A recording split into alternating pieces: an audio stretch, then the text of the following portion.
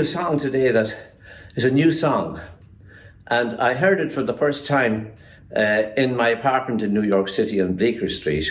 One morning when I was opening a bag, I'd put some stuff in it a few weeks beforehand. And in the bag was a copy of a CD called Shamrock City, all about Butte, Montana, recorded by the group Solas. And Seamus Egan, the great flute player who grew up in Philadelphia, had given it to me, and I'd forgotten that I had it. Often happens when you're running around and getting places and leaving places and going places. And I took it out and I put it on the player, and I went to get my coffee, and then I stopped and I sat down. And then the song finished and I played it again. And I knew I was listening to something quite extraordinary, something very different than the songs being written by songwriters today on both sides of the Atlantic. This was a song based on the heyday of the Irish as copper miners in Butte, Montana, but it had a feel to it that made it sound like a song written at the time. And it was clearly impeccably researched. And I said to myself, I want to learn this song. And that doesn't happen too often with songs written by contemporary songwriters at this stage of my life. And then I called up Seamus Egan and I said, can you tell me the story of this song? And he said, Michael Conway was a granduncle of mine, and there was a story always in the family about him. He was a fighter, bare knuckle fighter, and he went off out to the West and he got killed. We don't know much about it except it's somehow connected to Butte, Montana. Now, bare knuckle boxing was soaring in popularity in America at that time, and in fact one of the most famous boxers was Irish-American John L. Sullivan, and he was known as the Boston Strong Boy. He was America's first boxing superstar, you could say, and one of the highest paid athletes of his era. He was the last American heavyweight champion of bare knuckle boxing and went on to become the first heavyweight champion of Marquess of Queensberry glove boxing. And he held that position for more than 10 years until 1892. Seamus Egan's great-great-granduncle, Michael Conway, was part of that boxing tradition. Now, I'd been in Montana many times touring with Jimmy Keane and Robbie O'Connell and Liz Carroll and other musicians over the years, Tommy Sands, Union O'Donnell. Been to Kalispell, been to Missoula quite a bit, Miles City even in eastern Montana, where the Buckaroos were shooting off their revolvers on a Saturday night into the air, fortunately. But I'd never been to the town that fascinated me most, which is Butte, Montana. I knew about the Irish connections there. So that was all that Seamus knew as he was growing up in Philadelphia, and eventually did go to Butte, Montana and started to find out more about Michael Conway. But it was Mick McAuley, I found, as fellow member of Solas, that had written the words to it.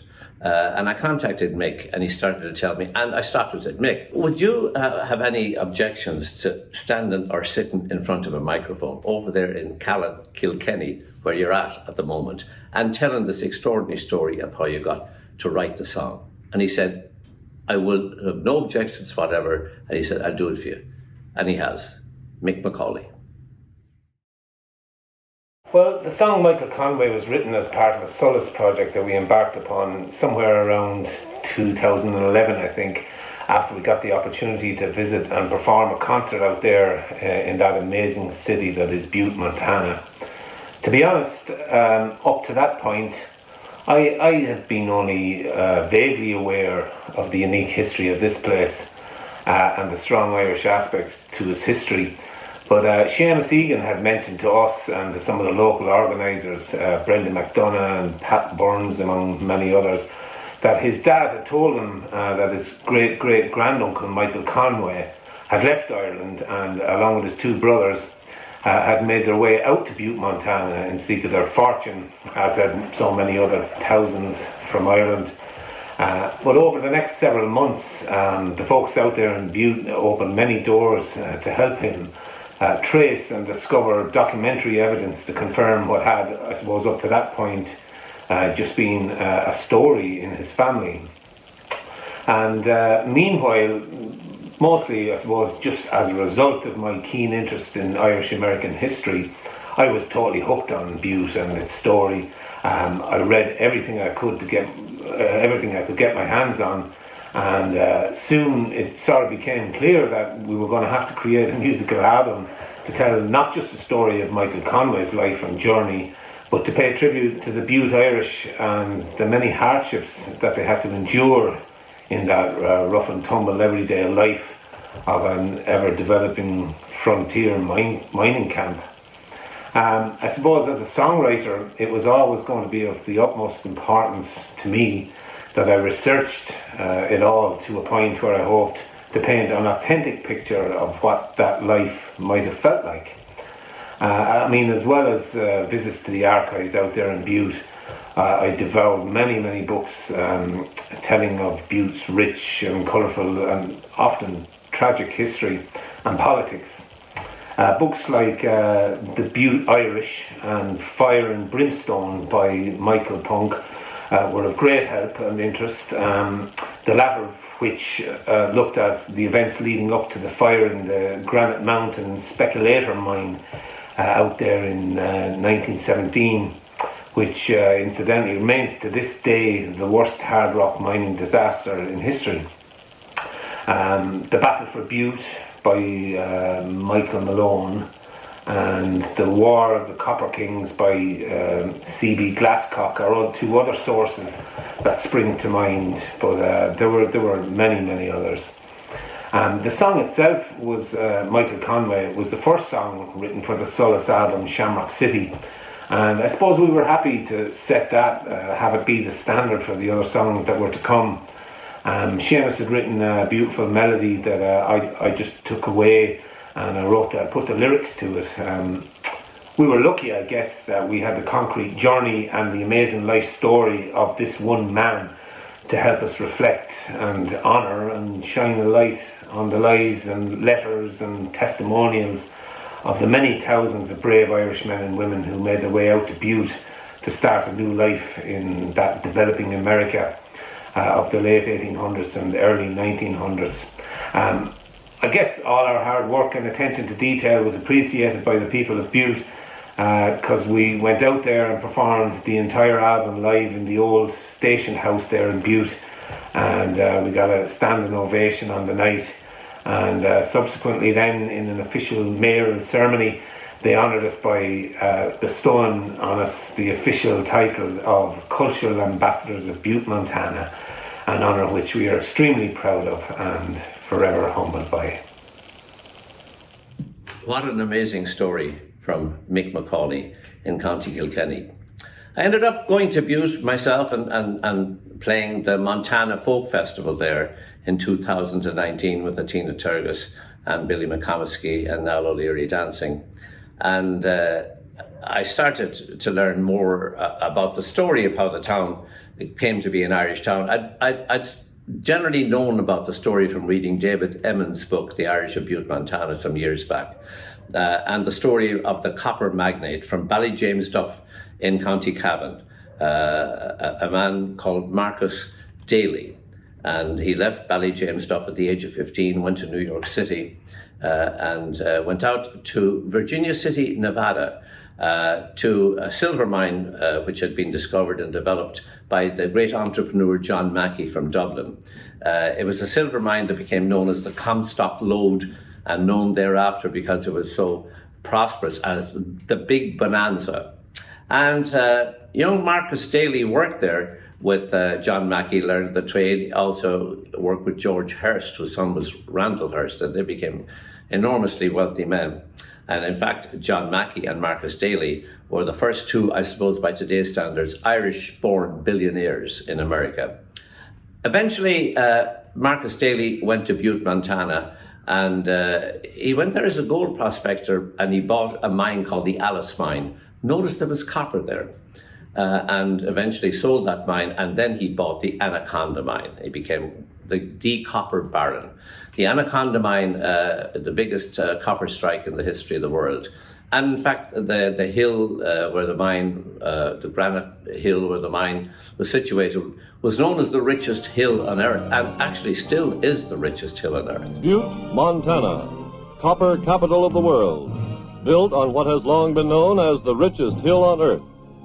Below the surface, the men of the Anaconda Copper Mining Company answer their country's urgent need for more and more copper by tapping a great new source of this precious red metal.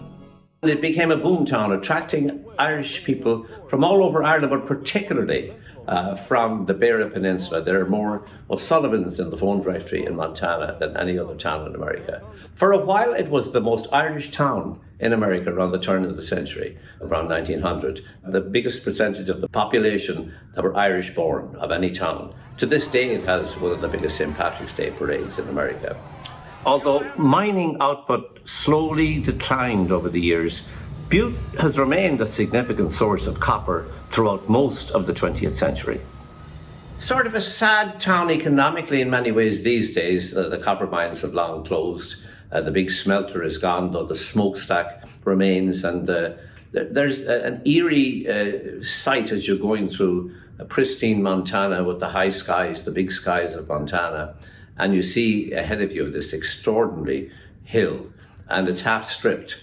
It's like going to one of those Appalachian towns that's had strip mining. But it's a very, very animated town. It's very friendly, and if you're Irish, you get a big welcome. And played the Montana Folk Festival and had a great time there. At one time, it was very prosperous with alleged opium dens and brothels that were famous. Charlie Chaplin went there several times a year. We can only imagine why he went there.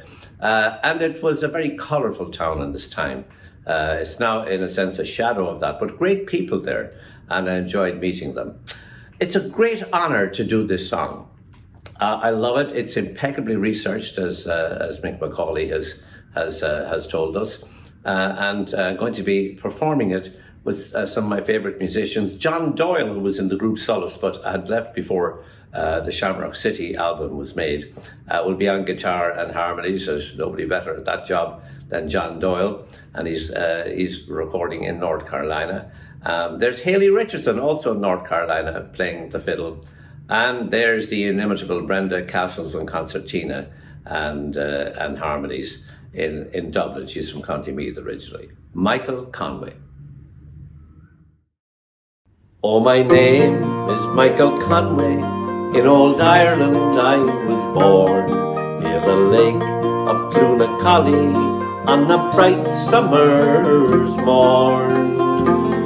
But then came cruel winter to break and scatter my poor home. And soon came the harsh day that forced me to roam.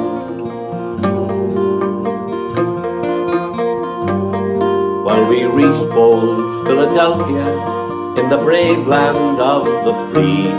There I met with my two brothers. There was Pat, James, then me. And we were destined for the rich land. Fate owned us all from birth. We were bound for Butte, Montana, the richest hill on earth, where the pockets they bulge heavy when the copper's running high, where the hill rewards its brave sons, its fortune or die, where they tread on silver dollars on the crowded barroom floor, while they strip the granite mountain of its precious copper ore. Well, we leaped down off the steam train and went out into the yellow mist. There was hope still in our hearts then, and a fight in either fist. No kind face to lead us up to where the dirty smelters spat. And it's there I took to hard labour as a Butte mining rat, where they trade the hours of daylight for the smell of copper ore, where it's whiskey and a cowpat to cure our copper sores, where half the town it labours while the other half it sleeps. up on that granite mountain, a mile high and deep.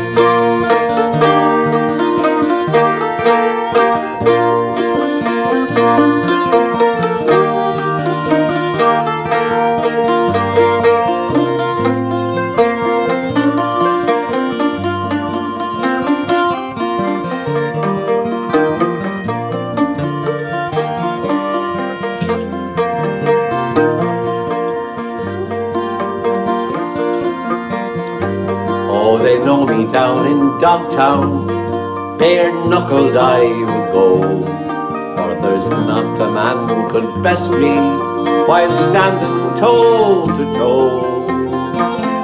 But I defy the crooked sheriff, for I wouldn't throw his fight away. He should have laid it on at 5-2 and backed old Conway. I was taken in Con Peoples with the beer and music flowing free. My brothers had just left me, bad fortune for me. Dragged out by crooked cowards, and their battles knocked me off my feet. And they left me to die there like a dog on the street.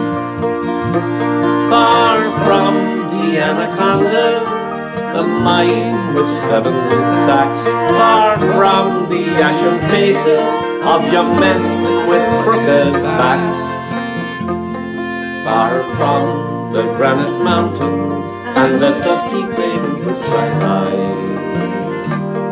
My spirit chases starlings through a clear May sky.